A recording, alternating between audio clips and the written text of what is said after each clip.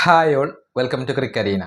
ഇന്ത്യയും ന്യൂസിലാൻഡും തമ്മിലുള്ള ഏകദിന പരമ്പര ഇപ്പോൾ പുരോഗമിച്ചു കൊണ്ടിരിക്കുകയാണ്. ആദ്യ മത്സരത്തിൽ ഇന്ത്യ വിജയിച്ചു, രണ്ടാമത്തെ മത്സരത്തിൽ ന്യൂസിലാൻഡ് വിജയിച്ചു. ഇനിയിപ്പോൾ ഒരു ഏകദിനം മാത്രമാണ് അവശേഷിക്കുന്നത്. അതിനുശേഷം ന്യൂസിലാൻഡിനെതിരെ 5 T20 മത്സരങ്ങൾ ഇന്ത്യ കളിക്കുന്നുണ്ട്. അതിനുള്ള സ്ക്വാഡ് നേരത്തെ പ്രഖ്യാപിച്ചിരുന്നു. എന്നാൽ അതിൽ 2 മാറ്റങ്ങൾ BCCI ഇപ്പോൾ വരുത്തിയിട്ടുണ്ട്. ഒഫീഷ്യലായി കൊണ്ട് തന്നെ ഇക്കാര്യം അറിയിച്ചിട്ടുണ്ട്. അതായത് സൂപ്പർ താരമായ തിലക് വർമ്മ ആദ്യത്തെ 3 T20 മത്സരങ്ങളിൽ നിന്നും ഇപ്പോൾ പുറത്തായിട്ടുണ്ട്. പകരം ശ്രേയസ് അയ്യരെയാണ് അദ്ദേഹത്തിന്റെ സ്ഥാനത്തേക്ക് ഇപ്പോൾ കൊണ്ടുവന്നിട്ടുള്ളത്. അതായത് ആദ്യത്തെ 3 T20 മത്സരങ്ങൾക്കാണ് ശ്രേയസ് അയ്യർ ഇപ്പോൾ ടീമിൽ ഇടം കണ്ടെത്തിയിട്ടുള്ളത്.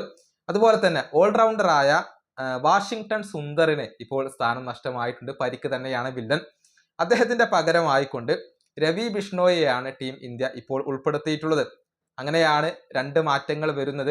BCCI തന്നെ ഇക്കാര്യം ഒഫീഷ്യലായിക്കൊണ്ട് അറിയിച്ചു എന്നുള്ളതാണ്. ശ്രേയസ് അയ്യർ ആദ്യത്തെ 3 T20 മത്സരങ്ങൾക്കായിരിക്കും ലഭ്യമാവുക. അതിനുശേഷം തിലക് വർമ്മ മടങ്ങിയെത്തും എന്നാണ് ഇപ്പോൾ പ്രതീക്ഷിക്കപ്പെടുന്നത്. ഏതായാലും അപ്ഡേറ്റഡ് സ്ക്വാഡ് നമുക്കൊന്ന് പരിശോധിക്കാം. സൂര്യകുമാർ യാദവ്, അഭിഷേക് ശർമ്മ, സഞ്ജു സാംസൺ, ശ്രേയസ് അയ്യർ, ഹാർദിക് പാണ്ഡ്യ, ശിവം ദൂബെ, അക്ഷർ പട്ടേൽ, റിങ്കു സിംഗ്, ജസ്പ്രീത് ബുംറ, ഹർഷിത് റാണ, ഹർഷദീപ് സിംഗ്, കുൽദീപ് യാദവ്, വരുൺ ചക്രവർത്തി, ഇഷാൻ കിഷൻ, രവി ബിഷ്ണോയ്. ഇങ്ങനെയാണ് T20 മത്സരങ്ങൾ കളിക്കാനുള്ള ഇന്ത്യയുടെ സ്ക്വാഡ്. ഏതായാലും അതിനു മുൻപ് വളരെ നിർണായകമായ ഒരു മത്സരം ഞായറാഴ്ച നടക്കുന്നുണ്ട്. പരമ്പര നേടണമെങ്കിൽ ഇന്ത്യക്ക് വിജയം അനിവാര്യമാണ്.